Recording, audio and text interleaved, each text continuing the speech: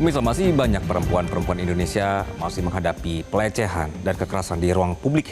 Data terbaru dari Kementerian Pemberdayaan Perempuan dan Perlindungan Anak bahwa menunjukkan hingga April 2025 saja sudah tercatat ada lebih dari 5.000 kasus kekerasan terhadap perempuan di Indonesia. 15 kasus diantaranya, pemirsa, ini masuk dalam kategori kekerasan seksual. Namun angka ini diyakini bisa jauh lebih besar karena banyak kasus yang belum dilaporkan akibat rasa takut, kemudian juga ada tekanan sosial, sampai budaya patriarki yang masih mengakar kuat. Tren ini semakin mencemaskan dengan adanya 2 kasus kekerasan seksual yang terjadi baru-baru ini, yang korbannya adalah perempuan. Salah satunya bahkan terjadi di ranah yang seharusnya ini menjadi tempat aman, fasilitas kesehatan.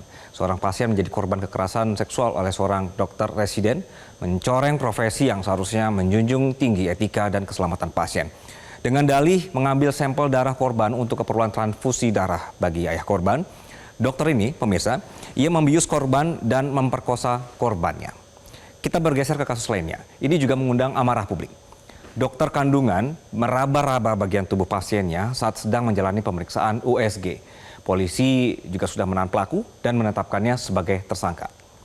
2 kasus barusan terjadi di lokasi yang seharusnya dianggap aman, namun justru di lingkungan privat seperti itu menjadi modus para pelaku. Tapi di ruang publik pun, pemirsa, yang ramai ini tidak berarti aman.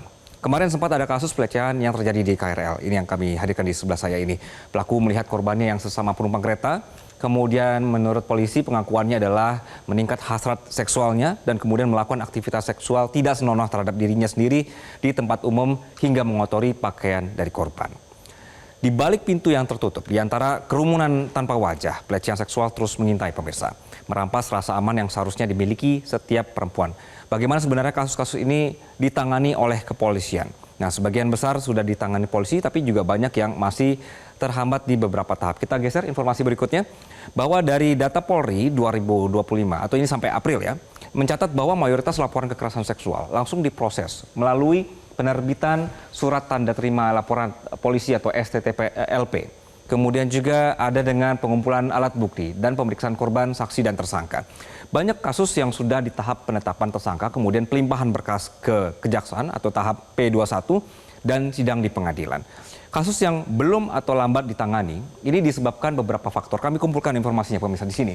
Misalnya adalah minimnya bukti. Karena sering ada kasus di mana tidak ada CCTV, kemudian saksinya juga takut untuk bersaksi ya pemirsa.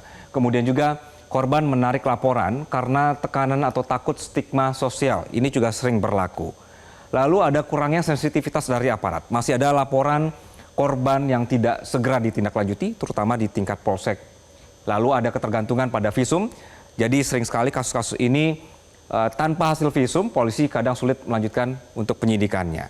Nah, mediasi informal ini juga dalam beberapa kasus pemirsa korban ditekan untuk damai dalam tanda kutip di luar pengadilan. Jadi inilah semua yang kemudian membuat banyaknya atau lambatnya kasus tentang kekerasan dan pelecehan seksual ini terjadi.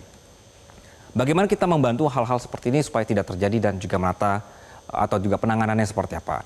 Yang pasti pemirsa, kita semua harus satu frekuensi bahwa pencegahan bukan hanya tugas korban atau perempuan saja, tetapi tanggung jawab kolektif, pemerintah, komunitas, keluarga, hingga aparat hukum. Kuncinya adalah ini pemirsa, edukasi, kemudian plus perlindungan, plus penegakan, kemudian juga keberanian bersuara. Jadi edukasi kesetaraan gender yang harus dimulai sejak dini, baik di sekolah atau kampus hingga tempat kerja. Jadi ini bertujuan untuk mengubah pola pikir yang mendukung kekerasan berbasis gender dan membangun kesadaran bahwa kekerasan terhadap perempuan adalah pelanggaran hak asasi manusia yang tidak bisa diterima. Nah, kampanye publik untuk mendorong perempuan dan masyarakat agar lebih berani melaporkan kekerasan ini juga menjadi penting.